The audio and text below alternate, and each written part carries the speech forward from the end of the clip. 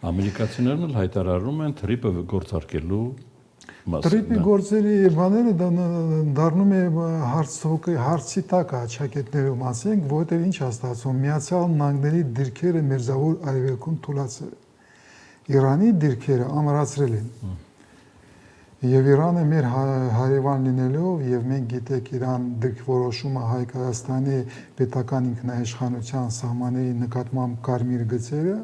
դա Հայաստանին ձեռք է տալիս, որ Իրանը հզորանում է։ Առաջինը, երկրորդը, այս պատերազմի շնորհիվ փաստորեն Իրանում կրոնական ռեժիմը, այաթոլլաների ռեժիմը փոխվել է, կարելի ասել, ռազմական ռեժիմով։ Այնտեղ հիմա իշխում է, կարելի ասել, մեծամասնության իշխանությունում դա պաշտպանողական կորպուսն է։ Ռազմականների հետ ավելի հեշտ է խոսել ճակետներում, քան թե կրոնականների հետ մեր համար։ Դրա համար այստեղ էլ է կարելի ասել մի քիչ հեշտանում է վիճակը մեզ համար, ռազմականների հետ պայմանավորվել դիրքորոշումները զշտել ավելի հեշտ կլինի, քան թե այաթոլլաների հետ, այաթոլլաները կրոնականներից ելնելով, մենք քրիստոնյանի լինելով ուրիշ լուծումներ է ստացվում ցավոք սրտի։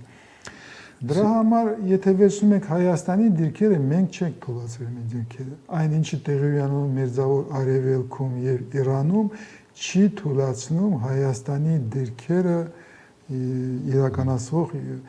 անվտանգության միջավայրում։ Մենք ստանում ենք ինչ-որ հնարավորություններ։ Ուղղակի հիմա պետք է հասկանալ եւ համաձայնեցնել ոչ թե միայն Թրամփի հետ տրիպի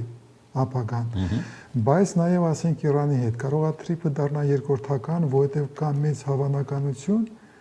մեծ չեմ ասել, բայց հավանականություն կա, որ այս պատերազմի հետևանքով Միացյալ Նահանգները եւ Իրանը կունենան հարաբերություններ լրիվ ուրիշ մակարդակի վրա։ Այն ինչը Իսրայելը չէր թողնում, Իսրայելը խիստ դեմ է, բայց այսօր Թրամփը եւ Միացյալ Նահանգները գոռում են ճակետներում Իսրայելը տեղդ նստեք, վերընկեք, ես Իրանի հետ պիտի գործարկեմ։ Դա թատրոն չէ, դա իրական։ Դա իրոք այդպես է եւ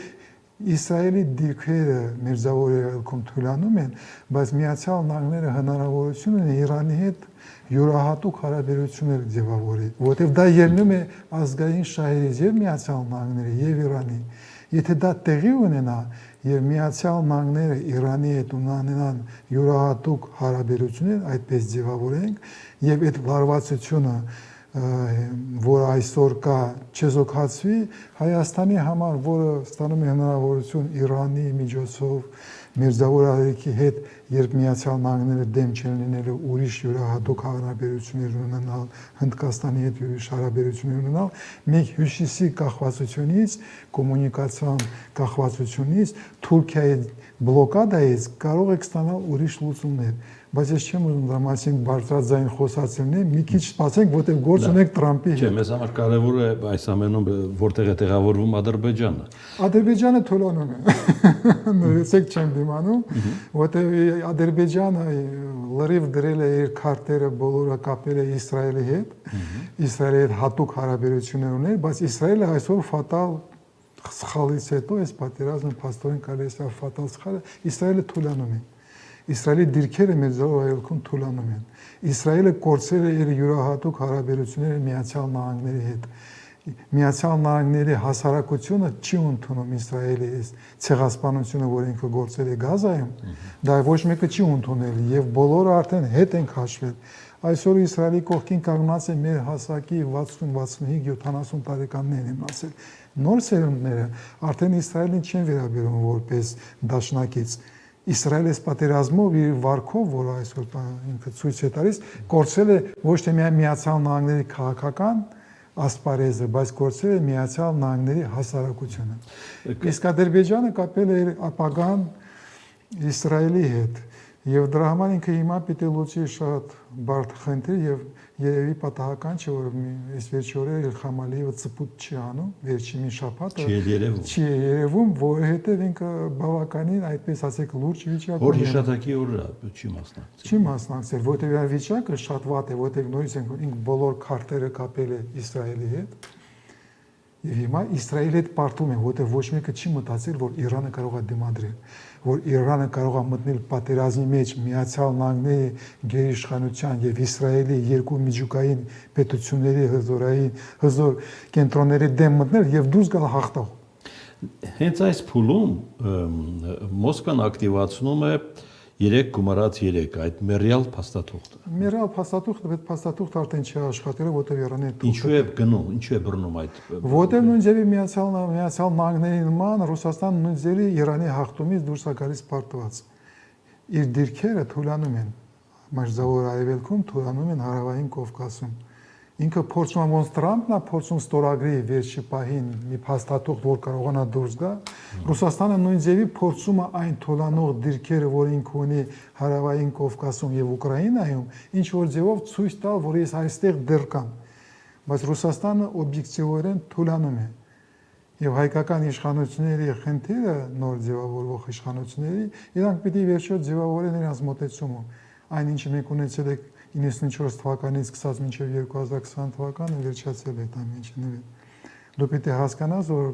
Ռուսաստանը թույլանում է եւ քո կախվածությունը Ռուսաստանից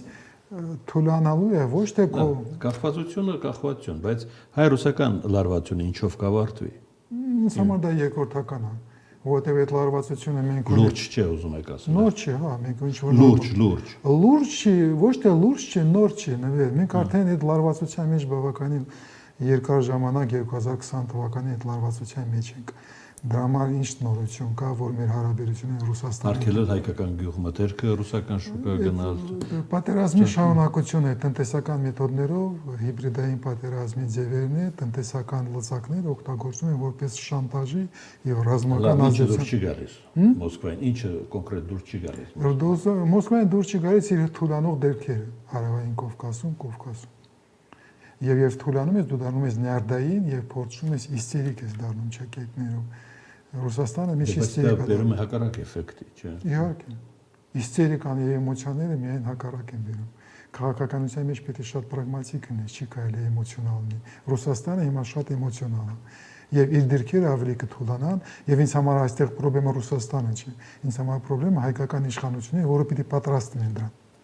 Դու պիտի պատրաստեն դրան, որ Ռուսաստանը թուլանում է, որ Իրանը հիզորանում է, որ Իսրայելը պարտվել է հաղթելով։ Իսրայելը Միացյալ Նահանգները հաղթելով ռազմական գործողություններում պարտվել են պատերազմ եւ խաղաղության մեջ։ Անգամ խոսում են նոր հավանական երրակողմի մասին էլի Վաշինգտոնում։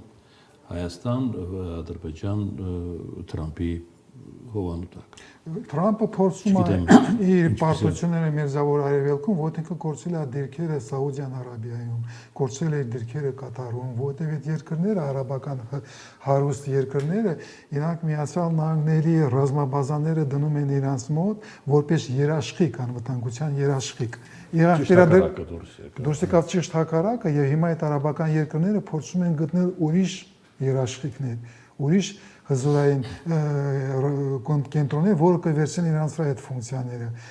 Հիմա Սաուդյան Արաբիան, Եգիպտոսը փորձում է Թուրքիա եւ Պակիստանի հետ խոսան, Պակիստանը միջուկային զենք ունի, որ ինքը վերցնի իր ֆունկցիաները, որ այսօր Միացյալ Նահանգները վերցել, Չինաստանի հետ են խոսում, որտեղ այս պատերազմի հետևանքով Միացյալ Նահանգները կամաց դուրս են գալու Մերձավոր Արևելքից։ Եվ հիմա արաբական երկրները դրա մասին են մտածում, ոնց պիտի լուծեն այդ խնդիրները։ Դրա համար մեզ սպասում են մեծ փոփոխություններ, փոխակերպում Մերձավոր Արևելքի, իսկ Հայաստանը այսօր Մերձավոր Արևելքի մաս է։ Եվ դրա համար հայկական դիվանագիտությունը, քաղաքականությունը տարածաշրջանային պիտի պատրաստ լինի մեծ փոփոխությունների։ Արդյոք այսօրվա իշխանությունները պատրաստվում են նման քաղաքականության դիվանագիտության հարց տանք ռետորիկա ինձ համար ցավոք սրտի պատասխան որ տեսնենք